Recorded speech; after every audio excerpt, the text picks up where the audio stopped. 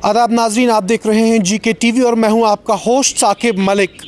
जब से national conference सरकार बनी है जम्मू कश्मीर में, तब से लेकर अब तक कुछ खास सियासी गहमा गहमी नहीं हुई है। Day to day political affairs तो हुए हैं, लेकिन आज पहली बार ये देखने को मिला है कि कल यानी कि 4 अप्रैल को एक मीटिंग बुलाई गई है एनसी लेजिस्लेटिव्स की और साथ ही एनसी नेशनल कॉन्फ्रेंस के जो एलाइज हैं।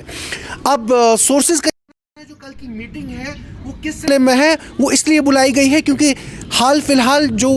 31 तारीख को एलजी एडमिनिस्ट्रेशन ने 48 ट्रांसफ़र्स जो है की हैं, जिनमें जो केएस ऑफिसर्स हैं, जिनमें 14 एडिशनल डिप्टी कमिश्नर्स और 26 सब डिविजनल मैजिस्ट्रेट्स हैं, जो ये ट्रांसफ़र्स मिडिल रंग और लोअर रंग ऑफिशियल्स की गई हैं। काफ़ी अहम माना जा रहा है इस डिसीजन को, और ऐसा देखा जा रहा है कि जो कल की मीटिंग बुलाई है 4 तारीख की, जिसे प्रिसाइड करेंगे चीफ मिनिस्टर उमर अब्दुल्ला, और जिसमें एनसी लेजिस्लेटिव्स के साथ साथ नेशनल कॉन्फ्रेंस के एलाइज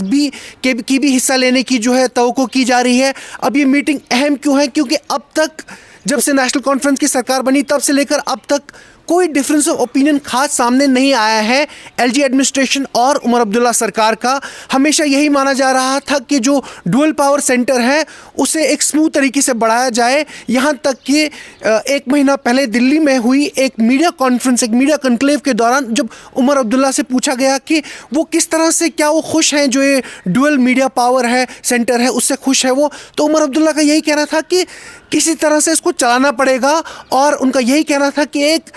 सिनर्जी है उनके और जो ब्यूरोक्रेसी है उसके बीच। लेकिन अब पहली बार ये देखने को मिल रहा है कि कल 4 तारीख को एक मीटिंग बुलाई जा रही है, और मीटिंग का मुद्दा और मकसद यही माना जा रहा है यह है कि जो LG administration lieutenant governor Manoj Sinha ने 48 ट्रांसफ़र्स जो गो अहेड दिया है, माना यही जा रहा है कि कहीं एक कंसर्न है, मैटर ऑफ कंसर्न है ये उमर अब्दुल्ला सरकार के बीच कि किस तरह से जो बिजनेस रूल्स हैं उनको, आज कांग्रेस का भी यही कहना था कि बिजनेस रूल्स ओके हुए बिना ही इन ट्रांसफ़र्स को जो है गो अहेड दिया गया।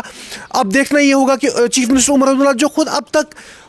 हालांकि कहते रहे हैं कि रेस्टोरेशन ऑफ स्टेटहुड हो और जो फुल फ्लेजेड पावर्स एक सरकार के हों उनको मिल जाए, लेकिन